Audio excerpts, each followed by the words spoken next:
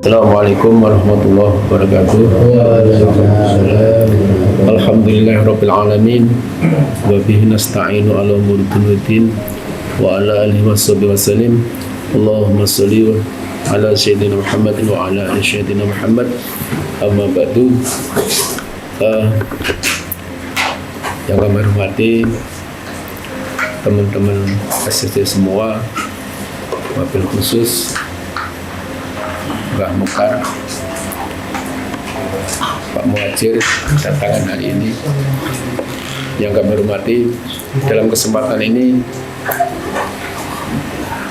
kita senantiasa selalu bersyukur karena pada malam hari ini kita bisa bertemu kembali, berkumpul kembali guna melaksanakan rutinitas, yaitu tholabul ilmi, walaupun kiai ini ganti-ganti istilahnya begitu, tapi tidak mengurangi rasa dan makna apa yang menjadi niat kita bersama. Tentu itu semua berkat limpahan rahmat yang diberikan kepada kita semua. Sholawat serta salam tetap kita limpahkan kepada junjungan kita Nabi besar Muhammad Sallallahu Alaihi Wasallam yang nanti kita harapkan syafaatnya di Yaumil Qiyamah. Sebelumnya mungkin saya minta maaf karena keterbatasan ya ilmu yang kami miliki dan mungkin juga referensi yang kami miliki juga minim, kemudian mungkin juga cara kami mencari referensi atau mencari sumber juga terlalu minim karena berbeda dengan Ustaz Habib, mungkin karena secara keilmuan mungkin dia belajar di pesantren, lebih banyak wawasan tentang ilmu-ilmu agama. Karena mulai dari kecil kita juga tidak mondok, tidak apa, tapi ya ke musola, ngaji ke masjid seperti itu, sehingga pelajaran-pelajaran seperti ini sangat tidak apa istilahnya kita temui. Baik, kami sesuai yang dijadwal kemarin diberi dua imam besar, yaitu Imam Al-Ghazali dan Ahmad Al-Ghazali. Jadi Imam Al-Ghazali sering kita baca pada saat muqaddimah mau ya Al-Fatihah di Dhikrul Ghafir 100 itu sering kita baca, bahkan di Yasin Tahlil juga di desa-desa itu atau di musola dan itu kita sering baca. Di Dhikrul Ghafir pun juga ada. Beliau adalah seorang ulama besar yang punya nama atau sebutan Al-Imam Al-Qutub Buzzaman Al-Arif Billah Abu Hamid Muhammad bin Muhammad Al-Ghazali At-Tusi. Di At-Tusi ini adalah tempat kelahiran di desa Tus, terkenal dengan gelaran Agung Hayatul Islam karena jasanya yang besar dalam menjaga Islam dan pengaruh ajaran bid'ah.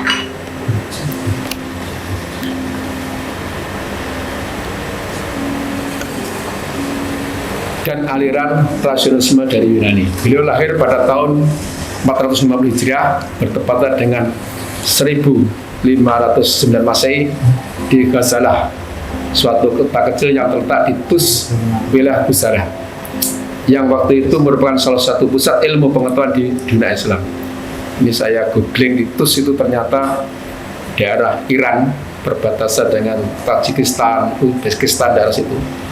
Jadi memang dilihat itu petanya sangat strategis sekali. Imam Abu Hamid Muhammad dilahirkan di keluarga yang sangat sederhana. Ayahnya adalah seorang pengrajin wol sekaligus sebagai pedagang hasil tenunannya, dan taat beragama, mempunyai semangat keagamaan yang tinggi seperti terlihat pada simpatiknya kepada ulama dan mengharap anaknya menjadi ulama yang selalu memberi nasihat kepada umat.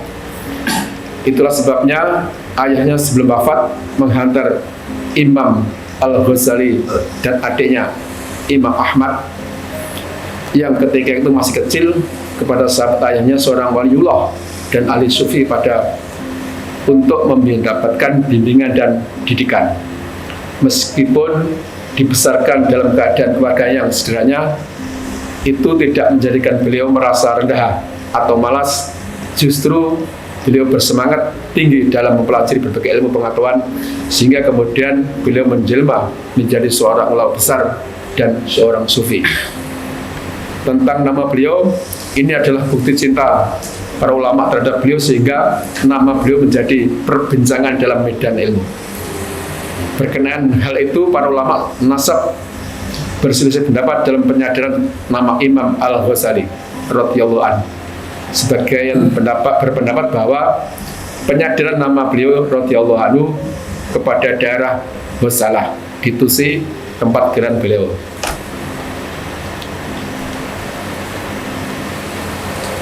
Sebagian dari mengatakan penyadaran nama beliau kepada pekerjaan dan keahlian keluarganya, yaitu menenun, sehingga nisbatnya di Tasydid Al-Ghazali. Demikian pendapat ilmu tafsir, dan dinyatakan Imam Nawawi tasydid dalam Al-Ghazali adalah yang benar, tetapi yang dijadikan sandaran para ahli nasab mutakallim adalah pendapat Ibnu Atsir, yaitu tasydid, yaitu penyadaran nama kepada pekerjaan dan keahlian bapak dan kakeknya. Bahwa As-Sayyifiyah dan Syiar Al-A'lam Nubala As-Dahabi menuntut ilmu. Imam Ghazali memulai pendidikannya di wilayah kelahiran di Tus.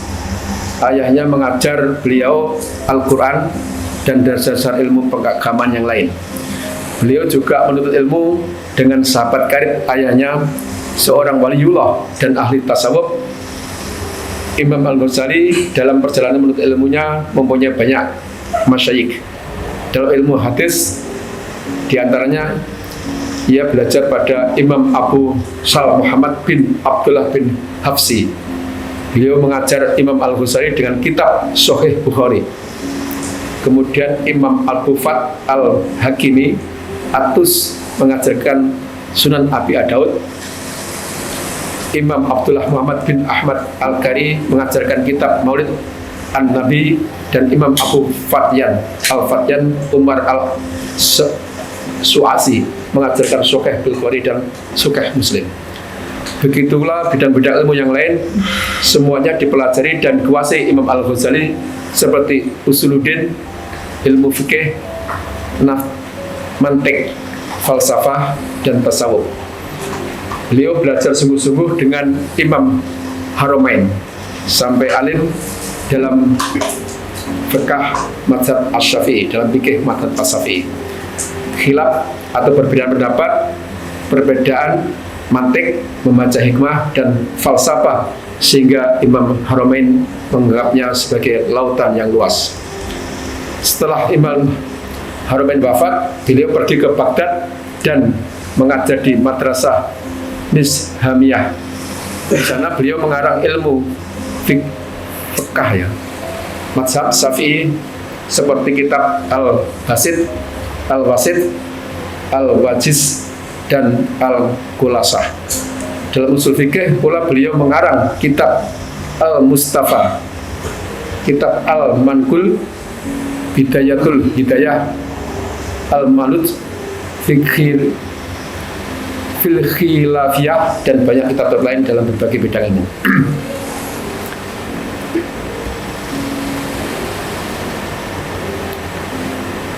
Walaupun kemasyhuran telah diraih Imam Al-Ghazali, beliau tetap setia terhadap gurunya sampai dengan wafatnya pada tahun 478 Hijriah. Sebelum Al-Juwaini wafat, beliau memperkenalkan Imam Al-Ghazali kepada Nizam Al-Mulk, Perdana Menteri Sultan Saljuk Malik Al-Shah. Nizam adalah pendiri Madrasah Al-Nizamiyah di Naisabur. Ini Imam Al-Ghazali sempat belajar tasawuf kepada Abu Ali Al-Fat ibni Muhammad ibni Ali Al-Farmati. Wafat tahun 4.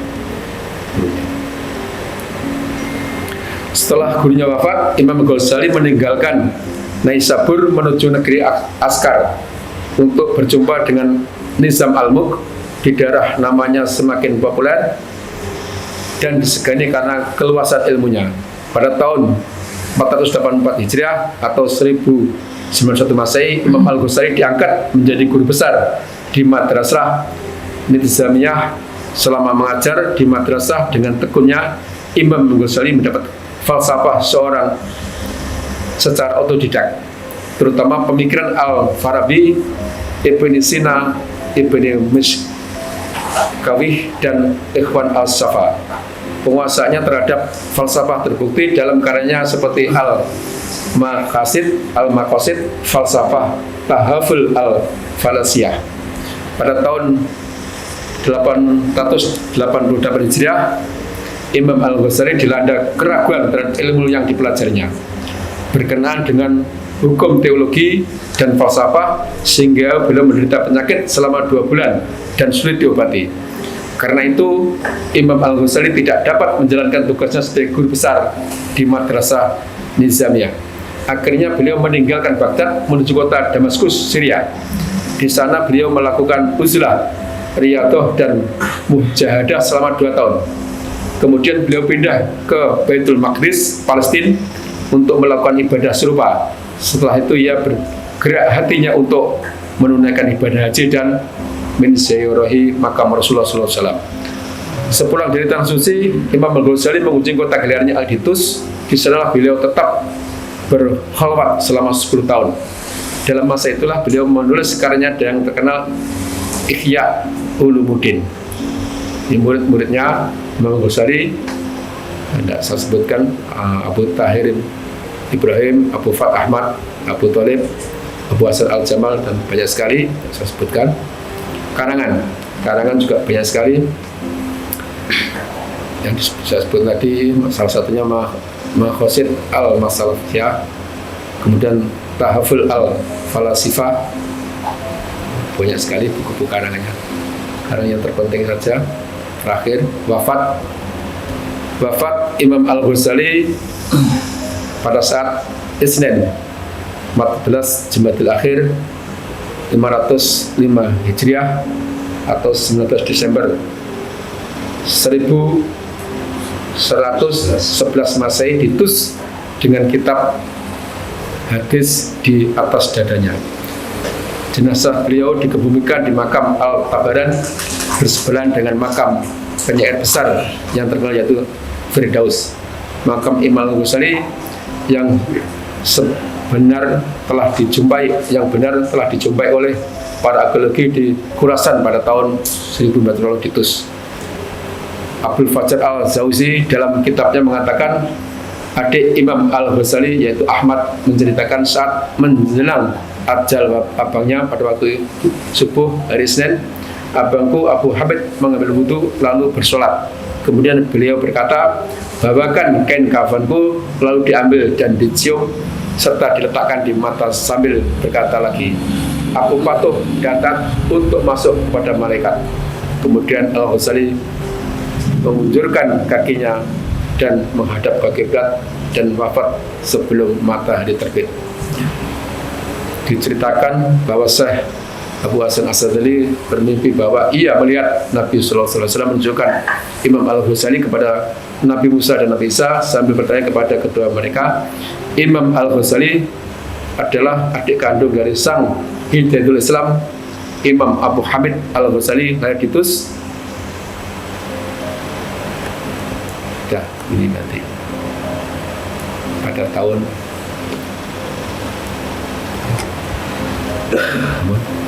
sekarang ke Syekh Ahmad Al-Ghazali. Ya, Syekh Ahmad Al-Ghazali ini adalah adik kandung dari Imam Al-Ghazali.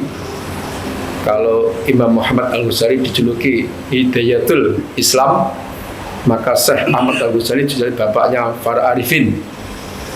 Biodata singkat, nama lengkap Syekh Ahmad bin Muhammad bin Al-Ghazali Tusi, lahir di Tus, Persia sekitar tahun 453 Hijriah wafat 1661 Masehi.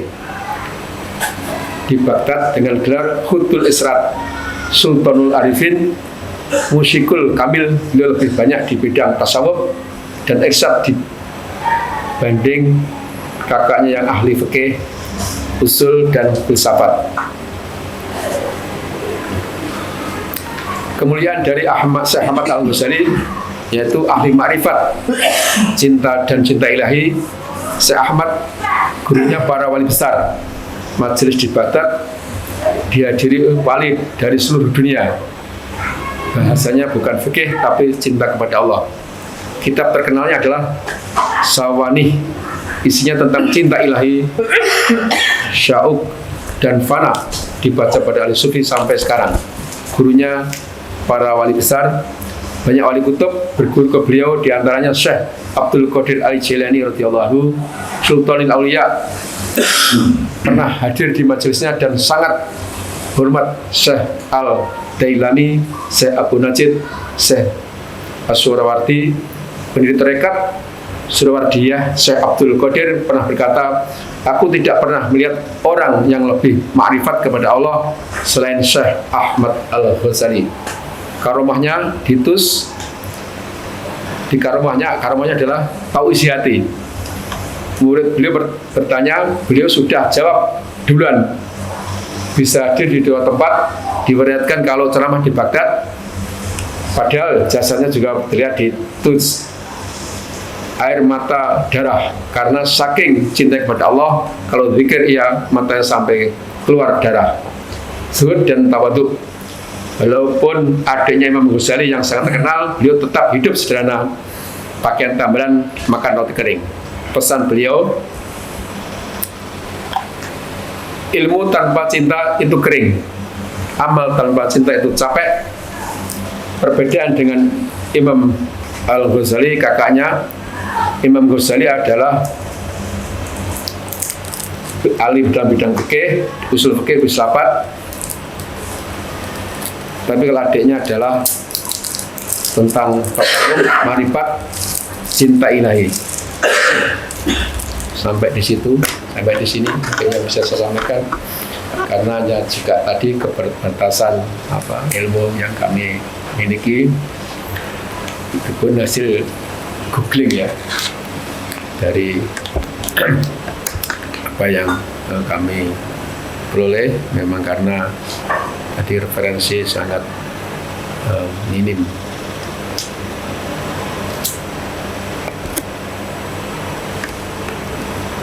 Monggo nanti barangkali ada yang bertanya, nanti saya lempar ke Pak.